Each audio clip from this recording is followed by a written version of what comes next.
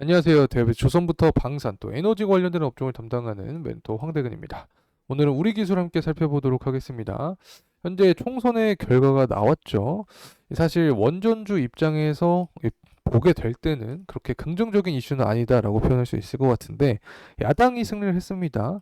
야당의 정책안은 대부분 재생에너지로 되어 있죠. 특히 아리백 관련된 이야기가 있는데 원전을 제외하고 이 재생에너지를 100%로 가져간다라는 이유가 있습니다. 그렇기 때문에 금일 이 시장 전반적인 하락 추세와 함께 이 원전주들이 주가가 힘을 못 쓰고 있는 상황이다라고도 표현할 수 있을 것 같습니다. 그리고 이러한 시장의 전반적인 하락은 결국에 야당이 밀고 있는 밸류 프리미엄, 이 밸류 프리미엄을 없앤다. 자, 그리고 이 금투세를 도입한다라는 내용 때문에 시장 전반적인 하락이 야기가 됐었다라고 표현할 수 있을 것 같은데 이러한 상황에서 원전주들이 가장 큰 피해를 볼 수 있지 않을까 개인적인 생각을 하고 있습니다. 그래서 영상을 지금 찍는 시점에서도 굉장히 좋지가 않습니다. 기분이. 앞전에 한정 KPS 영상을 찍고 있었는데 찹찹한 마음을 통해서 분석을 진행하니까 또 분석도 또 잘 안 되면서 금일 영상을 찍는 게 굉장히 힘든 순간이다. 자, 이렇게 표현할 수 있을 것 같습니다. 하지만 이런 상황에서도 저는 주가 상승 모멘텀이 또 언제가 될 수 있을지 여러분께 공유하는 게 제 일이기 때문에 금일 영상을 통해서 제대로 말씀을 드리도록 하겠습니다. 그러니까 꼭 구독과 좋아요 한 번씩만 부탁드리고 영상 끝까지 시청해 주시면 감사하겠습니다. 그래서 금일 총선 결과를 통한 이 전반적인 이야기를 해보도록 하고 마지막으로는 이 원전 관련된 가장 큰 이벤트가 있죠. 바로 체코 원전 수주인데 프랑스와 2차전이 현재 가시화가 되고 있습니다. 과연 프랑스를 밀어내고 우리나라가 수주할 수 있을지까지 이야기해보는 시간 갖도록 하겠습니다.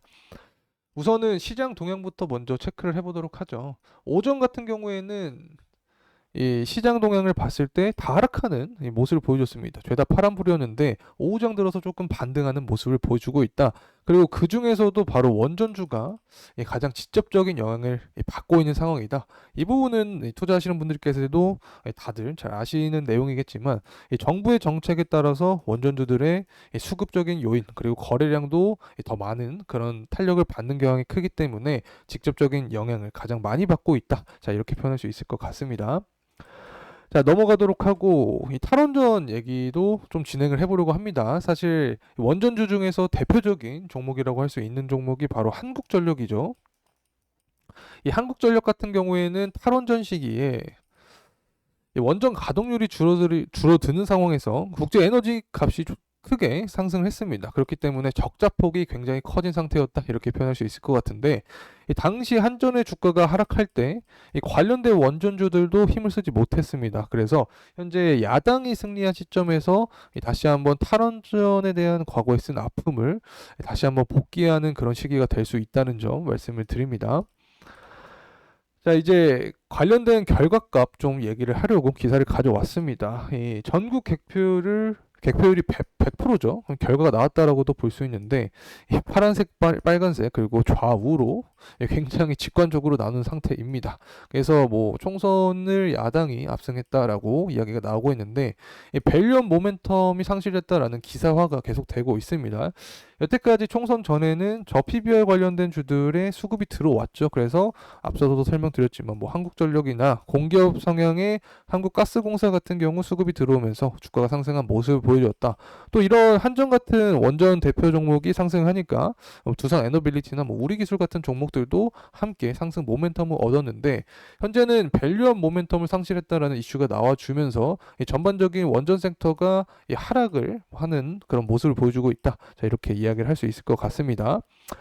특히 강조 산업을 비교를 하더라도 민주당 같은 경우에는 뭐 반도체부터 2차전지 여러 가지 있지만 재생에너지와 수소 이 부분을 좀 강조하는 상황이죠. 반면에 국민의힘 같은 경우에는 원전을 좀 강조를 했습니다. 하지만 민주당은 원전에 대한 어떤 공략안이 없기 때문에 이 부분에 대한 직접적인 하방 모멘텀을 받고 있다. 자, 이렇게 표현을 해드릴 수 있을 것 같고 또 금융투자소득세 관련된 이야기도 좀 설명을 드려야 될 것 같습니다. 이 부분이 바로 이 시장 전반적인 하락 모멘텀을 준 건데 대표적인 사례가 대만하고 일본이 있죠. 모두 공통적인 부분은 이 시장 지수가 하락을 했다라는 것입니다. 이 대표적인 사례를 가져왔는데 이 타이완 증시 지수를 보게 되면 이 초록색으로 표시된 구간에 이 금투세를 시행을 한 겁니다. 당시에 이 8,000포인트 맞죠? 8,000포인트에서 대략적으로 한 5,000포인트까지 하락한 그런 모습을 보여줬는데 굉장히 큰 하락폭을 보여주었다. 자, 이렇게 표현할 수 있을 것 같고 일본의 니케이도 보게 되면 이 지수가 굉장히 많이 떨어졌습니다. 그래서 이 부분을 통해서 시장이 우려를 하면서 선반영이 되면서 금요 오전장에도 주가가 하락하는 모습을 보여줬다라고 해석을 해볼 수 있겠죠.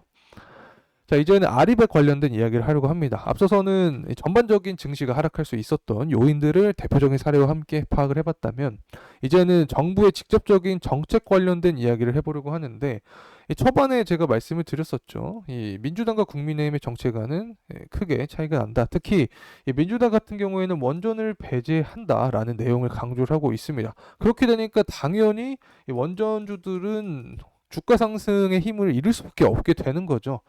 그래서 저는 이 부분이 조금 아쉽지 않나라고 생각합니다. 현재 이 글로벌적인 정세 자체는 뭐 바이든과 트럼프를 보더라도 이 원전을 공통 정책안으로 뽑고 있는 상황이기 때문에 또 미국 원전주들도 또 주가가 고공행진하는 모습을 보여주고 있습니다. SML 같은 종목들을 보더라도 하지만 이런 민주당의 정책 안으로만으로 현재 주가가 하락하는 모멘텀은 굉장히 시장에 아쉽지 않나 개인적인 의견을 드립니다. 앞서서 체크를 해봤죠. 결국에 탈원전 정책으로 인해서 이 한국전력의 적자폭이 굉장히 커졌다. 이 당시 국제 에너지 값이 증가를 하면서 이와 맞물리면서 이 정부의 정책적인 부분에서 아쉬운 부분이 존재했었다라고 설명을 드렸고, 또 발전원별 연료비 단가를 비교를 해도 원전이 가장 쌉니다. 뭐 LNG를 비교를 하더라도 원전이 굉장히 싼 모습을 보여주고 있고, 이렇게 싼 이 연료비를 갖고 있는 원전에 대한 가동률을 줄이니까 당연히 적자폭은 커질 수밖에 없는 거죠. 그래서 아리백을 시행하게 되면 굉장히 우려되는 부분이 많습니다. 결국에 신재생 에너지를 가동하겠다라는 건데 뭐 태양광부터 수소나 풍력 같은 부분이 이 발전 단가가 비싸다 보니까 이 부분을 통해서 다시 한번 뭐 한전 같은 종목들은 주가 하방 모멘텀을 받을 수밖에 없지 않나라고 개인적인 생각을 하고 있습니다. 전반적으로 원전의 화색이 도는 그런 이슈는 아니다라고 생각을 할 수 있을 것 같은데, 이제는 좀 긍정적인 이유를 가져왔습니다. 단기적인 측면을 봤을 때는 현재 그렇게 호재성 이슈가 존재할 수 없다. 왜냐하면 총선에서 야당이 이겼기 때문에. 하지만 이 중장기적인 산업의 메커니즘을 보게 된다라고 하면 원전은 끌고 갈 수밖에 없습니다. 이 전 세계 데이터 전력 수요량 추이를 한번 살펴보도록 하죠. 2024년부터 2030년까지 계속해서 상승하는 모습인데, 뭐 최대 수요 전망과 최소 수요 전망 차이가 뭐 거의 7배 정도 차량이 가량 차이가 나긴 합니다. 하지만 전반적으로 모두 우상향하는 모습을 보여주고 있다.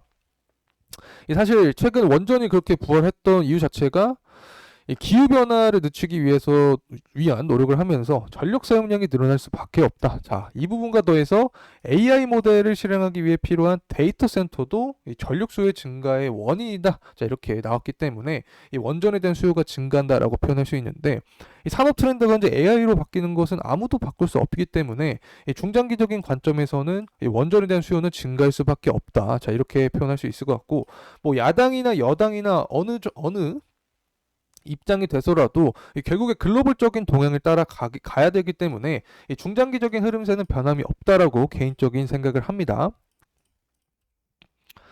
자, 이제 원전이 과연 친환경인가? 자, 이 부분 때문에 제가 기사를 가져왔습니다. 사실 제가 관련된 기사를 가져와서 이 내용을 분석을 해 드릴 때 저와 반대되는 입장이 굉장히 많이 존재했었습니다. 하지만 제가 그때 당시 어떤 말씀을 드렸냐? 그래도 글로벌 동향 자체가 원전을 청정 에너지원으로 인정했다라고 설명을 드렸었죠.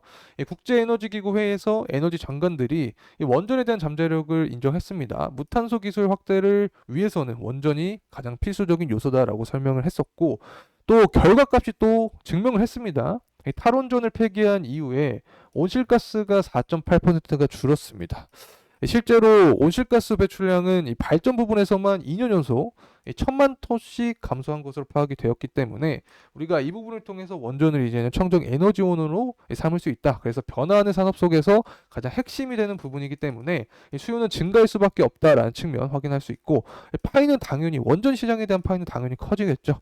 자, 이 부분은 호재성 이슈로 계속해서 지속될 가능성이 높다는 점 말씀을 드립니다.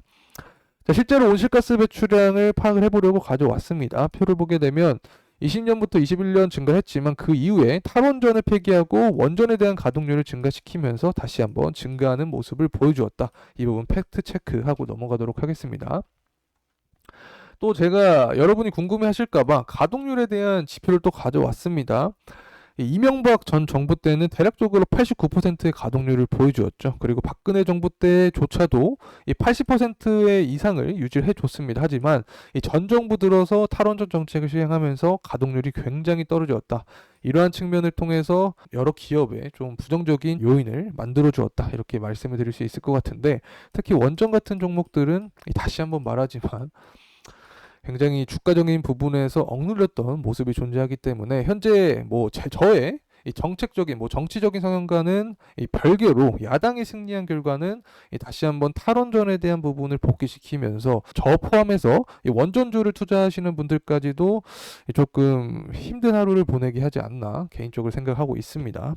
자, 넘어가도록 하고 이제는 체코 원전 관련된 이야기를 좀 해보려고 합니다. 현재 해외 원전 수주에서도 가장 이슈가 되는 부분이 바로 체코 원전인데, 체코 원전뿐만 아니라 해외 원전 수주가 가시화되면 될수록 우리 기술 같은 종목은 가장 빠르게 주가 상승 모멘텀을 얻는다라고 설명을 드렸습니다. 특히 이 두산 에너빌리티와 커플링 현상으로 주가가 흐르는 경향이 크기 때문에 이 팀 코리아에 속해 있는 이 일원들이 수주를 하는 것이 굉장히 중요하다. 그래서 이 체코 원전 수주의 결과를 우리가 파악을 해야 된다. 자, 이렇게 말씀을 드렸는데, 제가 우리나라 원전 같은 경우에는 기술력이 뛰어나고 그에 반해서 가성비라고 말씀을 드렸죠. 이 부분에 있어서 충분한 경쟁력이 존재한다. 사실 방산 부분과 비슷합니다. 방산도 이 때문에 수주를 늘리고 있는 상황인데, 원전도 방산과 비슷한 형식으로 가격 경쟁력이 굉장히 있는 상태다.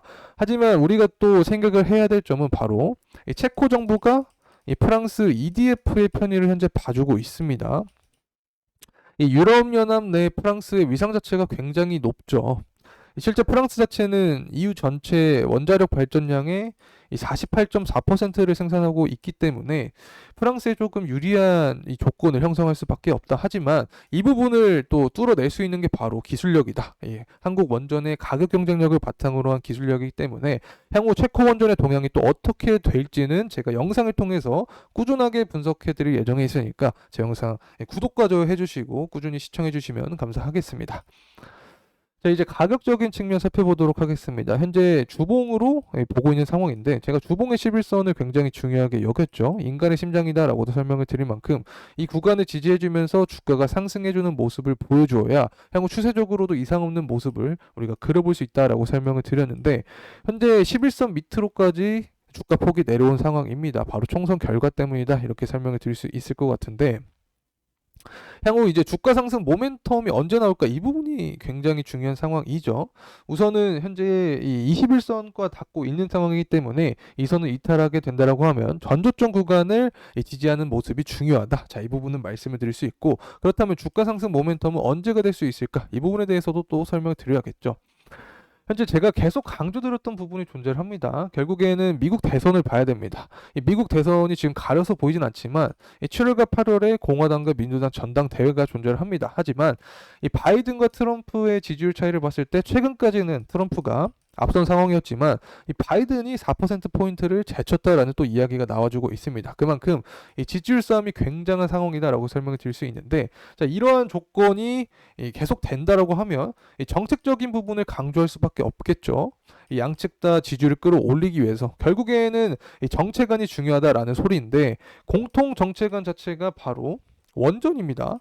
그런 원전에 대한 내용이 계속 기사화가 된다라고 하면 이 부분을 통해서 우리 기술은 당연히 주가 상승 모멘텀을 받을 수밖에 없게 되는 거죠. 그리고 또 두산 에너빌리티의 이 수주 소식도 체크를 해야지 이 커플링 현상으로 움직이는 경향이 크기 때문에 이 관련된 요소들 다 파악을 해야 된다라는 점. 또 두산 에너빌리티 같은 경우에는 제가 또 대기업 채널에서 영상을 통해서 또 여러분과 함께하고 있으니까 많은 관심 부탁드립니다.